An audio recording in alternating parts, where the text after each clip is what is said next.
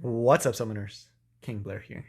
Today, for Top 5 Tuesday, we're going to be talking about the top 5 most gear-intensive units in Epic 7. And this is going to be heroes that if you don't give them your highest quality, best gear, they tend to actually not be very good units, right? These are units that require your insane best gear, highest stats all across the board for them to actually be able to shine, and they tend to be pretty gear-intensive units. Typically, and you'll see with this list, a grand majority of them are going to be DPS heroes because a lot of these DPS heroes kind of need almost every single stat, whereas there are some heroes that don't necessarily need as much. Like when you think about Bruisers, they don't necessarily need the speed, they kind of need a good stat spread. And there's also the units that don't need like the best gear to work. Like units like Hua, while really good gear makes them extremely good, you can kind of use some okay gear on them and they'll be okay. So these are heroes that really require you to actually really invest in these heroes.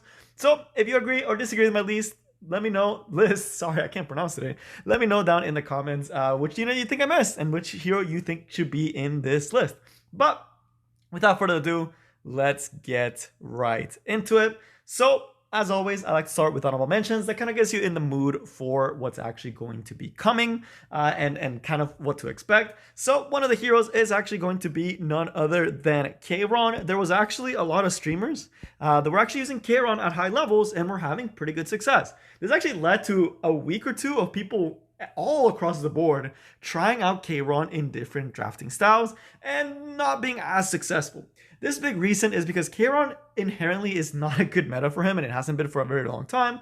But at the high level, when you give him the most insane gear that has ER, high attack, and all this other stuff, you can actually kind of make him work in certain situations. And when you have the skill level attached to it, plus the insane level gear quality, you can actually get some pretty successful Kayron games, and he can actually seem really broken, right? And a lot of streamers made him seem that way for the few weeks that they were actually showcasing him. So overall, while Kayron is really rough for him this current meta, almost anything has a strip. There are high-level players out there that can make high ER builds while still keeping a really good stat line. And we're talking like players that are either going super hyper aggro with damage all the way up to like high 5,000 damage attack and like high 300 C damage while still keeping 180 speed or so. And then there's also people that have like 4,500 attack, which is really hard to do for Kayron, 300 crit damage, and somehow have like 120 ER plus the artifact almost making him 200, right? So this is a hero that it takes really high gear investment to actually make it work. The reason he's an honorable mention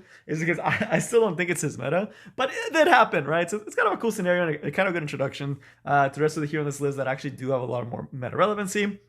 To some extent, we actually have Tamaluka, who again, recently has seen a resurgence. I actually lost a couple of them recently of cleavers, especially from like the Asia server. Man, if you really want to fight some hard opponents, fight during the late hours of the night in RTA when you're fighting the Asia players. They're built different, right? They're just crazy good. And they tend to use Tamaluka that is sporting a almost 300 speed build, right? It's 280 speed plus. They usually ban Ran or Peyra, right? So they take away the speed contesters, so they could potentially outspeed her. Like usually like Celius and then either Ran or Peyra, right? Or they'll take the Celius and then they also pick Tamaluka and pair it off with like with Anita, right? So it's a really cool cleave. And it works because you can ban some of the speed threats and some of the things that Tomoka loses to, but also just a very high speed gear and high damage guild. Again, it's not as widespread of a build, so that's why it's there. And then last but definitely not least, an honorable mention that this one's really low compared to the other ones. Fallen Cecilia. The reason she's here is because you can really tell a bad Fallen Cecilia from a good one. When you go against a good Fallen Cecilia, you're, oh my goodness, this team is actually a wall. When you go against a bad one, she's just a mild annoyance, right? So, but at the end of the day, she still functions as a unit with kind of trashy gear, right? You can give her like really bad gear and she'll still perform her job, which is why she didn't make it into the list. But that gives it an honorable mention. So some out there, the reason they're not on this list higher is because it's still very experimental and they still don't have those results that a lot of the other heroes on this list actually have when you actually give them good gear. But that is going to take us to the number 5 hero with none other than Operator Sigrid. Operator Sigrid is a unit that, man, I've tried to build and get to a point where she can be really good, but it is a really hard stat line. Why? There's one reason and one reason only, and that is you're trying to outspeed Hua and you're trying to one-shot Hua. Not through Aureus necessarily, but through her 30% damage mitigation, which often tends to be a lot for Operator Sigrid, right? And Hua's can go anywhere from 220 speed to 240 to start even to 270, right? So really good operator cigarette will usually be around 250 speed, maybe a little bit faster on a almost max guiding light to be able to get those extra stats, which again is another really hard artifact to actually get maxed out because it is a limited artifact. And on top of that, you have to have the damage to one-shot a 13k HP Hua that has a potentially 3k barrier, right? So you're trying to do 16k damage that is getting mitigated by 30%. So it's like almost like 22k damage through a barrier, right? You are penetrating, but that is going to require you to be almost like 3,800 attack and 280 crit damage for her to really, really shine without attack buff, right? Now, in Guild Wars, it's not as important. It's actually much easier in Guild Wars if you are using Operator Cigarette. Her requirements go way low. This is more for RTA where you really need to get those high gear requirements, which is actually why she's a lot lower on the list. Because in Guild Wars, it's very easy to get her attack buff. It's very easy for her to kill a Hua when she gets attack buff with a unit like Amelia, and she just kind of pops off. But in RTA, really, really hard to get that stat line. That is going to take us to the number 4 unit, and we have none other than Ryle. Whether you're going with a lifesteal build or a speed build, it is incredibly difficult, and as more and more counters are introduced to the game to Ryle, it becomes increasingly more difficult. First, if you already don't have him triple SS, you're already running into some problems, right? Because without triple SS, your gear requirements go way up because it is crit rate, and you're trying to get as close to 100% crit rate. On the lifesteal build, you're trying to be super tanky because your Ryle never dodges, right? Martin doesn't ever dodge. So he's going to die really easily. So to account for that in a lifesteal build, you actually have to make him pretty bulky, right? And his base defense is not great. Neither is his base HP, right? So you're kind of having to work a lot while still maintaining enough damage to actually have a presence on the board, while still being fast enough that you don't get circled like 20 times, right? So a really good lifesteal Violet will be on a pen set with 100% crit, like 250 plus crit damage, 1.3k defense, like 10k HP plus, like the better, the better, while still like at least 2,500 attack, right? It's a very, very, very hard build to do for lifesteal. And then for the speed one, you used to actually be able to use him at 250 speed, and he would be more than fine and just have high damage. Now, if you really want to use speed Ryle, you have to be closer to 270, 280. The reason being you have to try to outspeed Solitarias, because if you're a speed Ryle that's not going to outspeed a Solitaria, you're kind of a useless Ryle, right? Unless you're doing lifesteal and you're getting other ways around that Solitaria, you can kind of live for a turn or two. But a speed Ryle is in and out, right? And if you can't get the damage in the board, and you can't outspeed the majority of these speed threats that are floating around at around 250 speed, 260, right? You're not going to be able to do your job, right? So you have to be closer to the 270 speed stat line. And I do need to update that speed tier, like speed gauge list. So I will most likely make another graphic. If you've seen the videos, there's one that explains like speed tiers. Rylet's speed tier came another gear up, and it's really hard to get speed and all these other stats on this hero. But that is going to take us to the number 3, which we have none other than Assassin Sid. Very similar to Ryle, much easier to get his imprints. The reason why he's a little bit harder is because he's a little bit more speed intensive, right? He doesn't have that option that Ryle has to go with a more tanky build, right? Because some people have some variety guild. No, he has a very hyper-focused build where he needs to be fast and he needs to do high damage, right? And it's like consistently at 250 plus speed, right? You need to be really, really solid. And a lot of times you're setting up into Closer Charles, right? Which means you have to do a certain damage threshold. And this damage threshold kind of requires him to have certain gear requirements. If you're actually able to get a Sid, the proper gear, this guy hits like a truck, right? I want to say he actually hits harder than Ryle in some scenarios because his damage is based on like the difference and the soul burn, right? You actually have access to that soul burn. When you do soul burn, it almost does feel like he does more damage than a Ryle, right? Assuming you build your AC right with very high damage, as high as possibly can, with as high speed as you can for him to be able to do his job. On the other hand, you have the hyper speed build where you have to have over 300 speed, which as we all know, it's not easy to get speed, right? Because it's a very specific stat.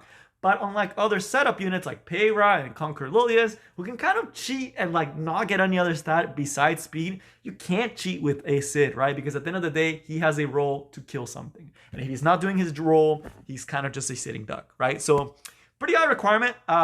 Whether you go the hyper speed build or the aggro build, which is more common now for Assassin Sid, where he's actually a little bit slower but way more damage. So it's really cool to actually see a Sid evolve. But now that is going to take us to the number 2 unit. And that is going, and again, another thief. Most of these are thieves. I realize that now. Looking back at it, yeah, a lot of them are thieves. The reason being thieves tend to require like speed and damage, whereas a lot of other units kind of just require an even spread or like easier spread, or it's easier for them to do their jobs, right? And at the end of the day, the thing with these is they also have to carry that damage threshold. But at number 2, we have none other than Celine. I will actually show you the build of my Celine at the end of this video because the build is not enough, right? I put all this work into this gear and it's not enough, right? And I can identify the pieces that I need to upgrade, but you literally need to give her like your best gear for her to really do a good job. Now you could argue, couldn't you technically take a mediocre Celine, right? Well, yes and no. So it's one of the reasons she's not number 1. But as far as like requirements go, so for Guild Wars and for Arena, again, it's much lower, which is why she's a little bit lower again. Because for that, you can just go almost full damage and you'll be fine. But if you're trying to take her into an RTA setting, the biggest problem that Celine has is she's really good at stopping non-attack skills, right? She works as a deterrent. But a deterrent still, at the end of the day, has to do her job, right? So the problem that she runs into is that she needs to have high enough damage that if the opponent chooses to tank the damage, they lose the fight. So that means her S2 has to almost basically be able to kill an Amelia, right? Just from S2, and her S3 has to almost kill another unit, right? Her S2, S3 combo should almost be able to kill an A-Robbie, or it should kill an A-Robbie, right? It's pretty hard to do, right? So the damage threshold, it's a requirement. If she doesn't put pressure on the board, a lot of people actually just ignore Celine and tank her because they don't, like, the other Celines are not that strong, right? And people know she's a hard to build unit, so a lot of times that's actually your best strategy, is just to tank her, right? But then on the other hand, a lot of people will also ignore her, what she's supposed to do. You know, she acts as a deterrent. They won't do their non-attack skill. But now if you're not faster than things like their mediator Cowrick, you're going to get S2'd and you're going to die, right? Or it's just over, right? So she needs to have high enough damage to be able to one-shot bruisers almost, right? Which is really hard to do. And on top of that, be at a speed threshold that you can outspeed most of the common targets, being mediator Cowrick, right, at 230, 240 speed. Hua, who is often at 240, 250, right? So if you're not outspeeding this, they can just ignore her, kill her, and then your 4v3 situation, you're probably going to lose the game off of that, right? So it's a very hard unit to use, very hard unit to gear. Again, for Arena and Guild Wars, not as hard, much easier requirements.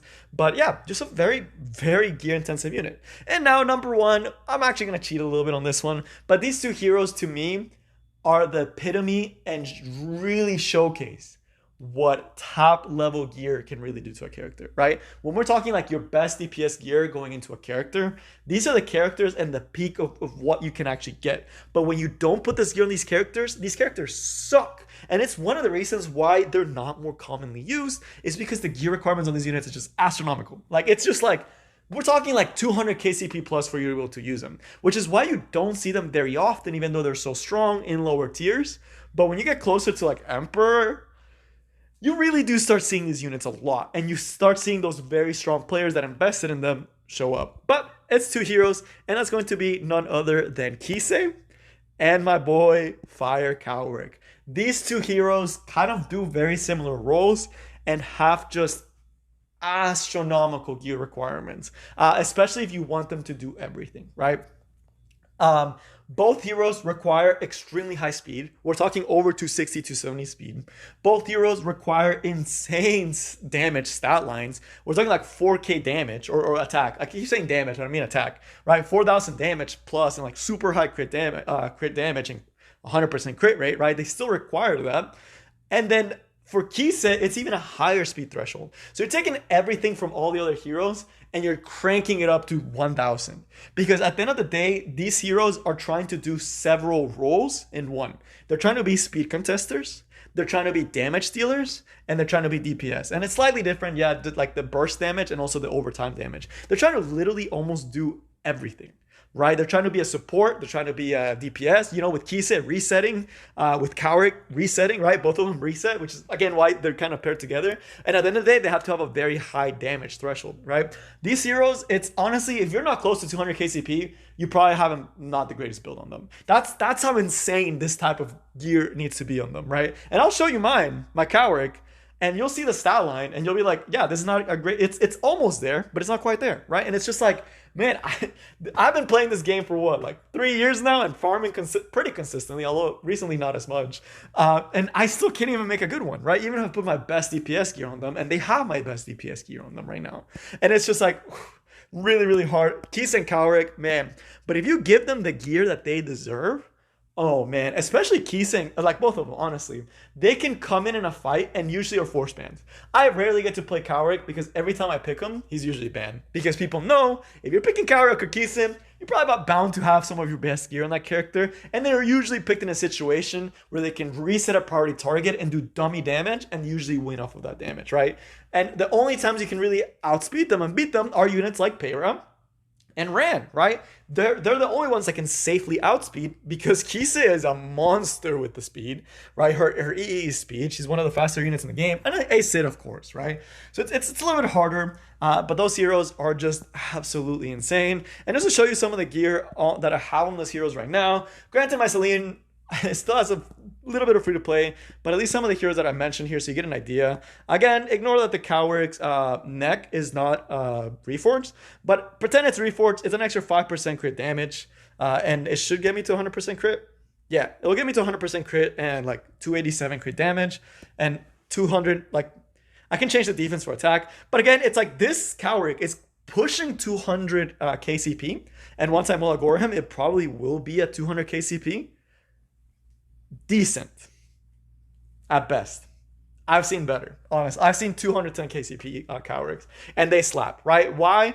Because mine's only 270. Imagine this exact same stat line on a 280, 285 Cowrick, right? That's the biggest difference. The damage is there, right? So it's that level gear requirement to really make these units shine, which is why like 99% of the player base can't get to this level, right? And why they're not often seen, even though they're incredibly powerful units, right? I don't have a Kisei to it, but to show you guys, but for reference, this is also my Celine. Not as great, right? This is not maxed out. I see a lot of purple gear, and I have lost so many matches because I don't have the speed, right? And sometimes I don't have the damage, right? So I would need an extra 300 attack and like an extra 18 speed to have a really solid Celine, right? And that would require me probably to change all that gear to red gear, and it would require me to max this artifact. And boom, then I'll have an actual good Celine that will always do her job, right? So it's very high gear requirements, really, really good units. But yeah, that's all I got for you guys today. Hopefully you enjoyed the video. I'm excited to see all of y'all's comments, and I'll try to get to them, although I always can't get to them. I do actually read them, all of them, even the ones that are negative. And I do appreciate all the feedback. But that's all I got for you guys today, and I will see you next time. Peace.